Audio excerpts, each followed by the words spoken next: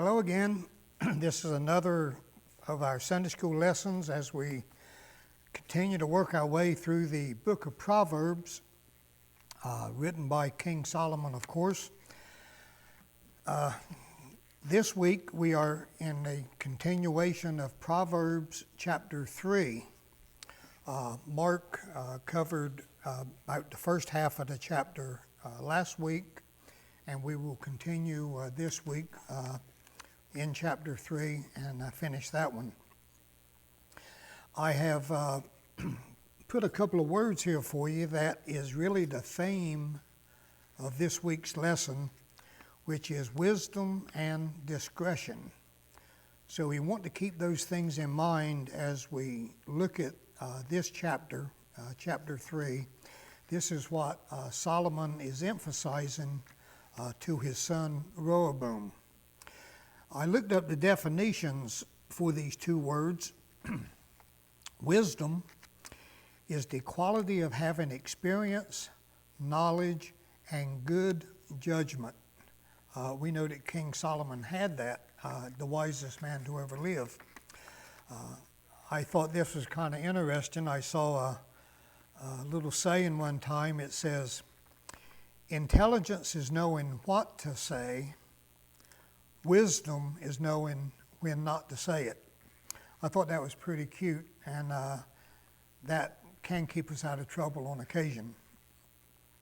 So wisdom is the quality of having experience, knowledge, and good judgment. Discretion is the quality of behaving or speaking in such a way as to avoid causing offense and revealing private information.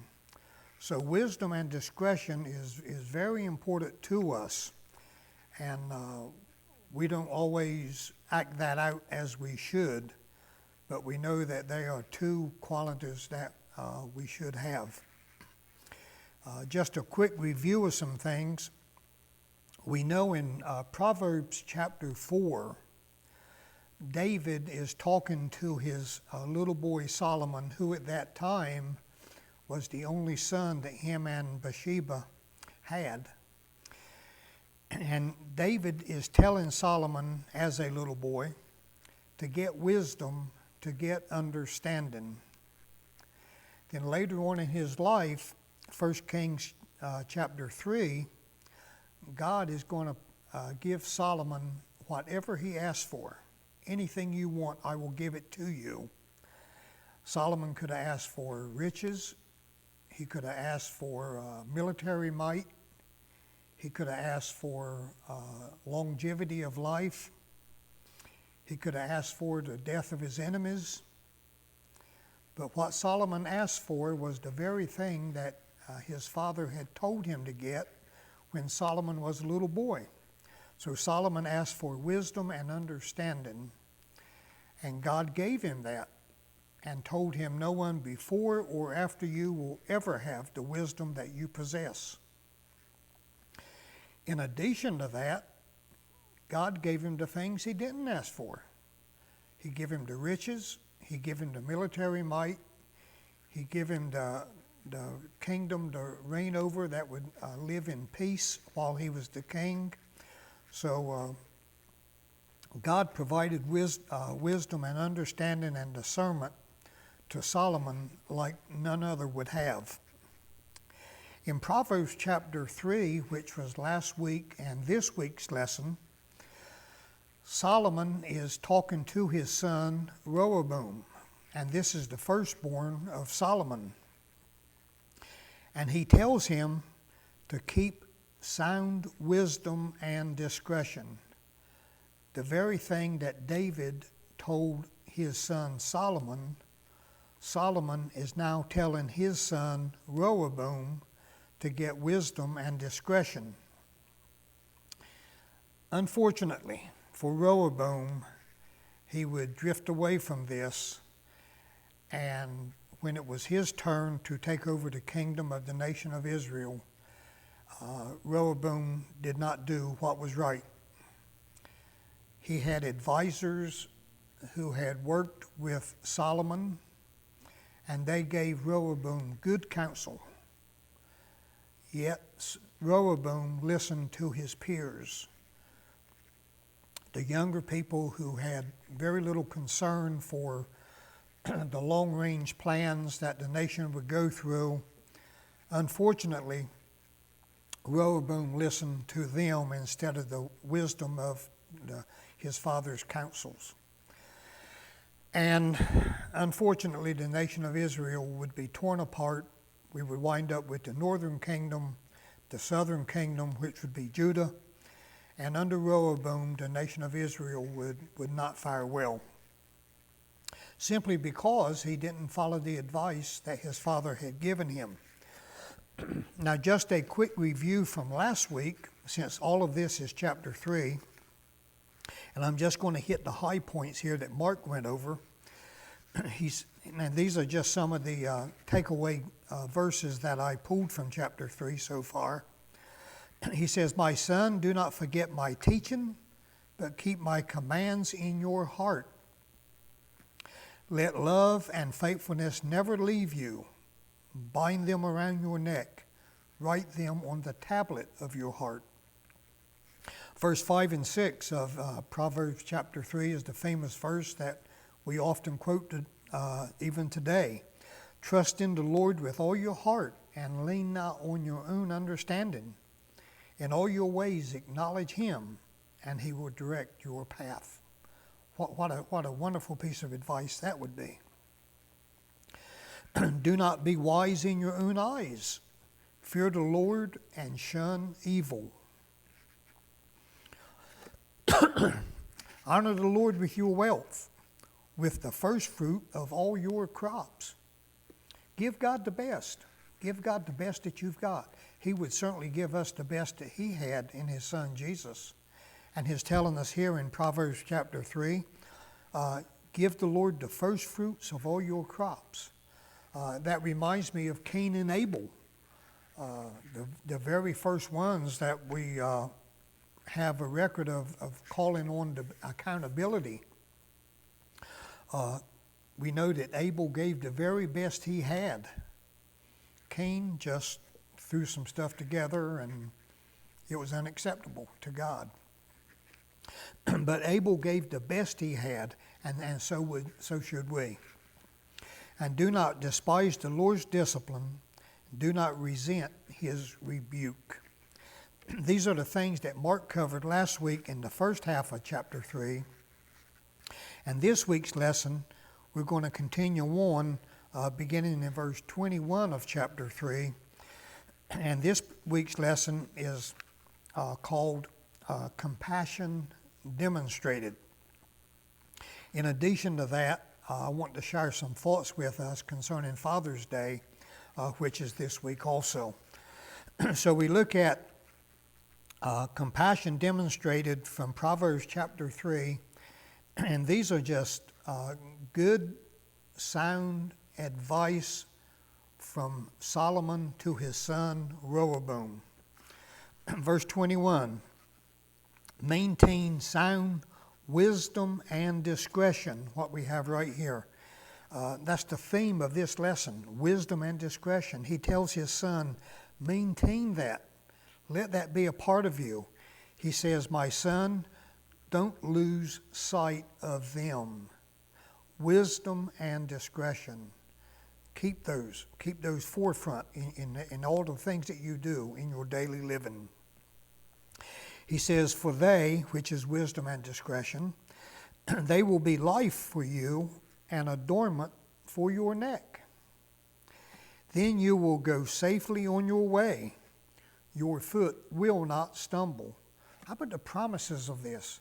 By maintaining wisdom and discretion, the life that we can live if we maintain those things is a life for us. It's safety for us. Our foot will not stumble. When you lie down, you will not be afraid. When you lie down, your sleep will be present. Why is that? Because you have wisdom and discretion. I remember a conversation I had with a man quite a few years ago, and he had been involved in some shady issues, and he was really living a life of intimidation. And he was telling me, he said, I can't even watch television. I'm looking out my window more than I'm looking at the TV. He says, when I go to bed nights, I just toss and tumble. Says I just don't know what's going to happen next. He knew he had done some things that were wrong, and he just could not get out from under the agony of knowing some of the things that he had done. Well, Solomon is telling us here, when you have wisdom and discretion, you don't have to be afraid. And when you go to sleep, your sleep it'll be pleasant. Have a good night's sleep. Don't toss and turn all night worrying about what's going to happen tomorrow or next. Wisdom and discretion. Maintain those things. Don't fear sudden danger or the ruin of the wicked when it comes. For the Lord will be your confidence and will keep your foot from a snare. There's going to be issues in our life. There's going to be catastrophes even. There's going to be things that come our way that we certainly don't want to happen. But he's telling us here, don't fear those things. God is in control. God is in charge. Remember the song we sing, He is the potter, we are the clay. A New Testament phrase, if we are in Christ, then we can trust Him to guide and direct us through every situation. Solomon is telling Rehoboam here, and all of us, don't fear sudden danger. When something happens in your life, face up to it. Face it head on, knowing that God is with you, knowing that if you are in Christ, there's a reason for this, and there's no need to fear.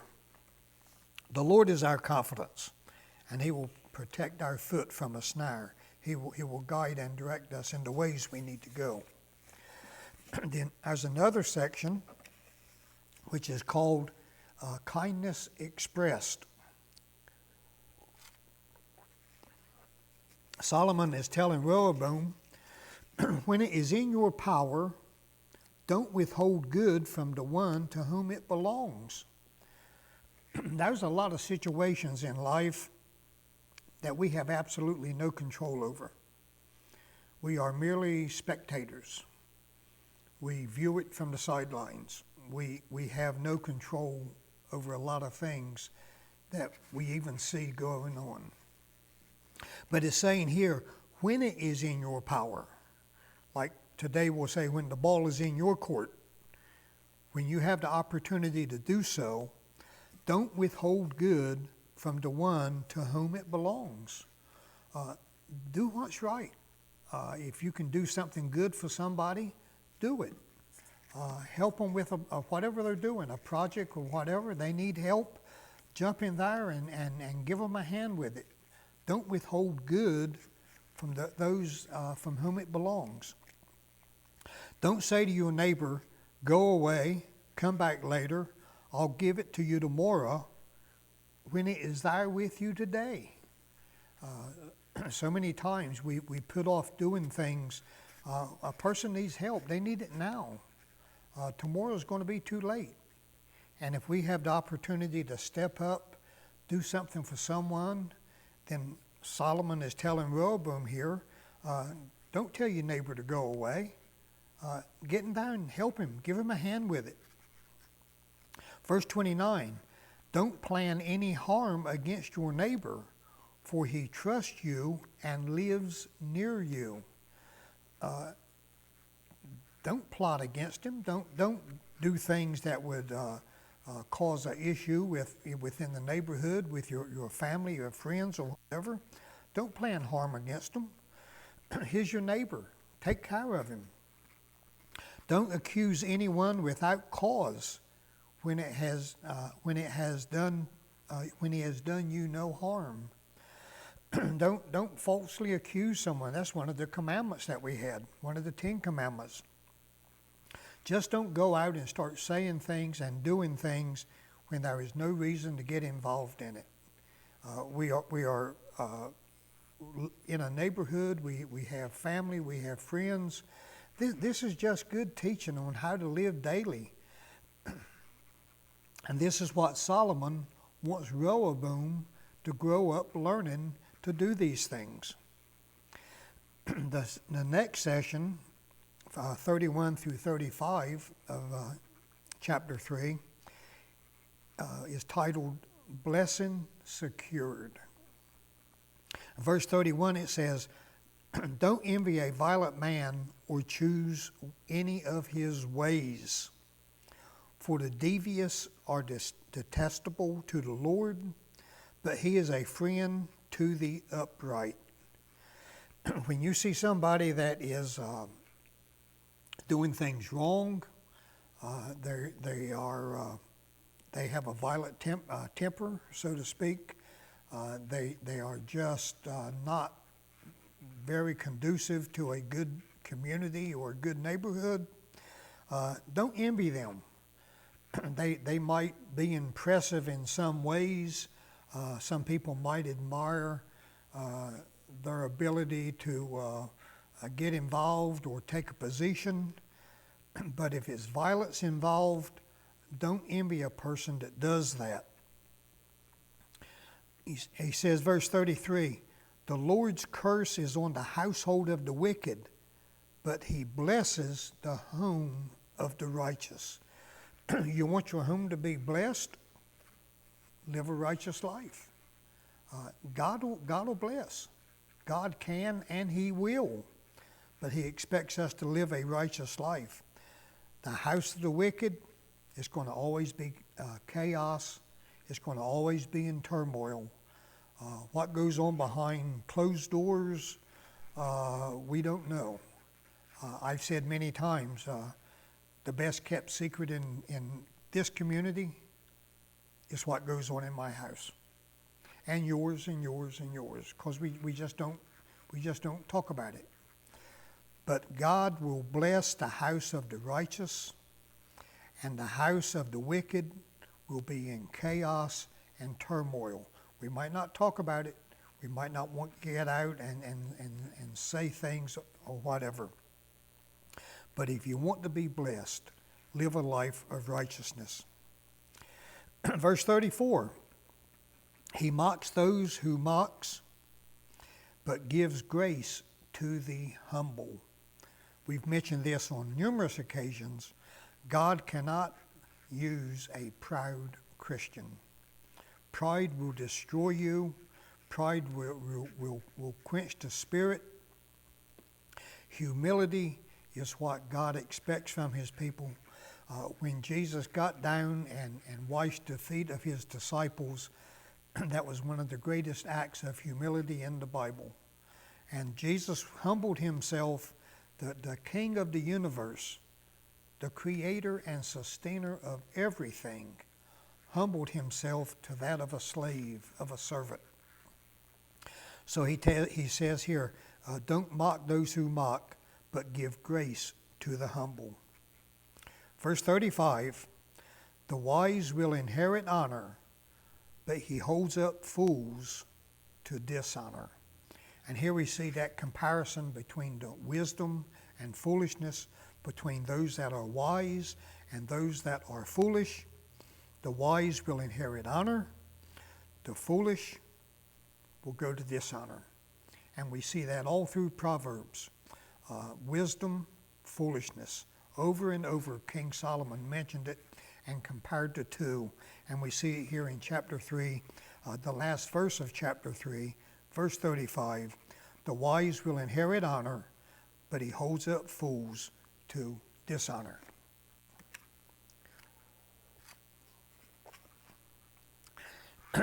So just a quick review of what we've gone through today. Keep in mind, Solomon is encouraging his son Rehoboam to have wisdom and discretion. That's what he wants him to have. Any father, any responsible father would want his son or children to grow up like that. And that's what King Solomon is trying to emphasize. This is not a deep theology that we're going through. Solomon was certainly capable of doing that with his wisdom. But he is talking to a child here. He's not getting into the theological parts. He's not discussing predestination or election.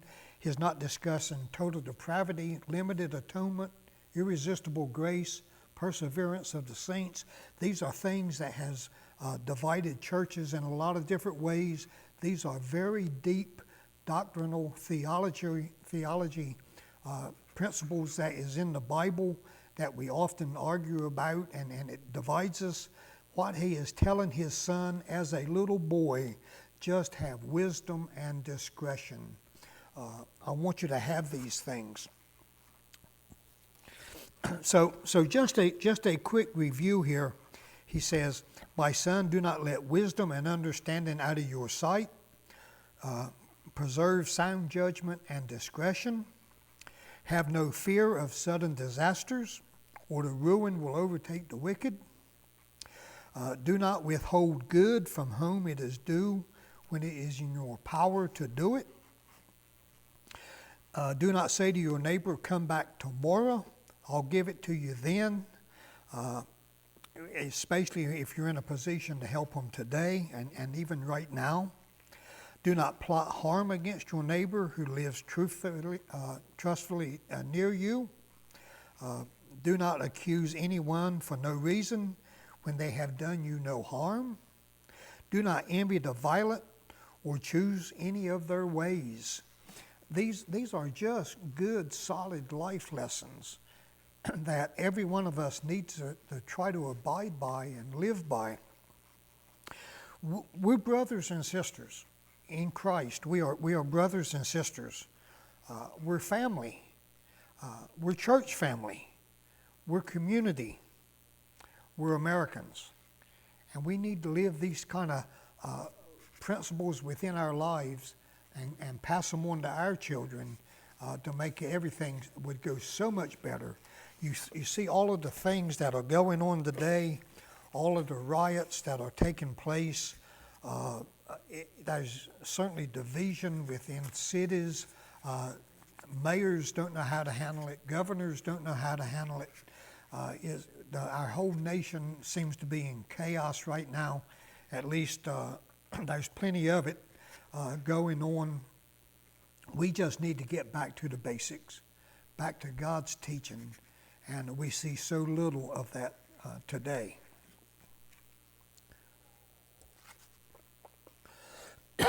Now, this Sunday is Father's Day.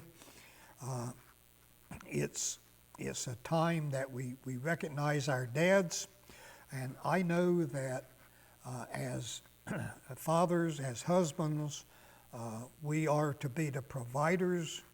We're to be the protectors of our families. But even more than that, God has called us as men, as husbands, as fathers, to be the spiritual leaders within our families. And we can be a good provider, we can be a good protector, but we really need to be the spiritual leader also. I shared the last time I spoke about a friend of mine who was in the group called Yoke Fellows. This is a prison ministry that he was involved in, and it was a big deal to him. It was something that he really took at heart. He told me that on Mother's Day, he took, as Mother's Day was approaching, he took a bunch of Mother's Day cards to the prison the week before. He said every inmate that had a mother wanted to send their mom a Mother's Day card. Without exception, everyone wanted to. He said he did the same thing for Father's Day, and not one of the inmates had any concern to send their dad a Father's Day card. There is so much to be learned from that. That might be just a small, isolated case, but I'm afraid that's typical of a whole lot of situations when we have families today with no dad in the family, no dad at home. It doesn't take a lot of effort to be a father, but it takes a lot of effort to be a responsible father. And we see so many issues in our nation today because the dads have not lived up to their responsibilities.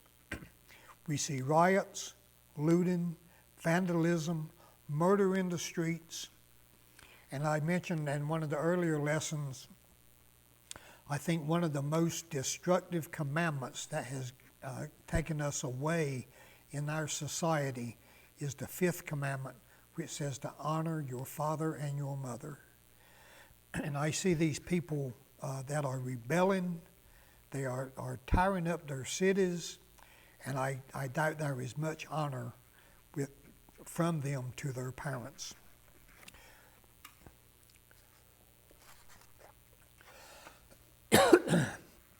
We had a revival here at the church many years ago, and I remember the evangelist that he was he read a poem as part of his message that day,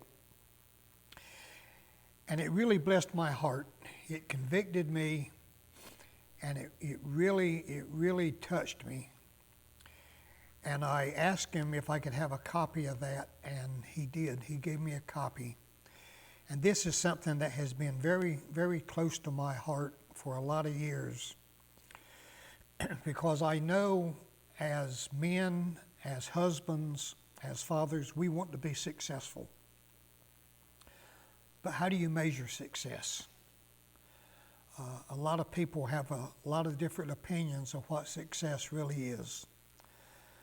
But this is what he read to us, and I think this is one of the greatest examples of success that you can come across. He said, I may never be as clever as my neighbor down the street. I may never be as wealthy as some other men I meet. I may never have the glory that some other men have had, but I've got to be successful as that little fella's dad. There are certain dreams I cherish that I'd love to see come true. There are things that I'd accomplish before my working time is through. But the task my heart is set on is to guide a little lad and to make myself successful as that little fella's dad. I may never come to glory. I may never gather gold. Some men will count me a failure when my business life is told. But if he who follows after will be godly, I'll be glad, for I'll know I've been successful as that little fella's dad. It's the one job that I dream of. It's the task I think of most. For if I fail that little fella, I have nothing else to boast.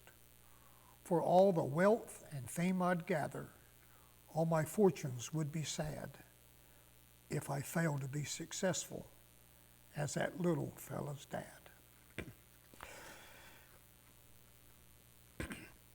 On October the 4th of 97, there was a gathering at the Washington National Mall in Washington, D.C. It was called Stand in the Gap. And I had the opportunity to go there and be not a participant, but just a spectator in that. It was estimated that there was over 800,000 men that had gathered on the National Mall for that gathering. There was 2 busloads from the Glad Tidings Church in Moorhead that went, and several of us from our church went also. And I was so honored to be part of that. They had some of the greatest speakers in our nation.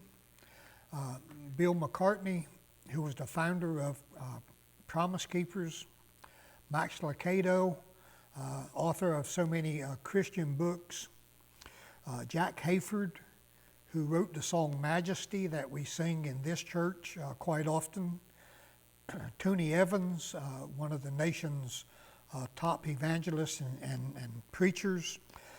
It was a 5-hour gathering, and there was more preachers than these, but these were the ones that are really known to most people. And it was just one of the greatest events I've ever been a part of. Well, as we were leaving that day, and it was a multitude of us trying to get out of there, I walked past a table, and there was a man who was giving away books. And he handed me a book, and on the front cover, it was a picture of a man looking in a mirror. And the title of the book was The Man in the Glass. On the back cover, there was a poem that someone had written. And this was just so thought-provoking to me as I read that. And I certainly want to close by sharing those words with you, that we as men, as husbands, as fathers, sometimes we just need to take a good look at ourselves and make sure that we're doing the things that God has called us to do, that we're being responsible to the challenge that we have. That little poem, it went like this. It says, when you get what you want in your struggle for self, and the world makes you king for a day, then go to the mirror, look at yourself, see what that man has to say. For it isn't your father, your mother, or wife whose judgment upon you must pass. The fellow whose verdict counts most in life is the man staring back from the glass. He's the fellow to please. Never mind all the rest, for he's with you clear to the end. And you've passed your most dangerous, difficult test if the man in the glass is your friend. You can fool the whole world down your pathway of life, get pats on the back as you pass, but your final reward will be heartache and tears if you cheated the man in the glass. Well, that's our lesson for this week. Thank you for joining us. That concludes chapter 3 of the book of Proverbs. Hope there has been something said between Mark and myself that maybe has helped you in some way or other. So remember us in your prayers. Pray for our leaders. Pray for our nation. And to all the dads, I want to wish you a happy Father's Day. So stay strong. Keep the faith. And remember, God is able. Catch you next time.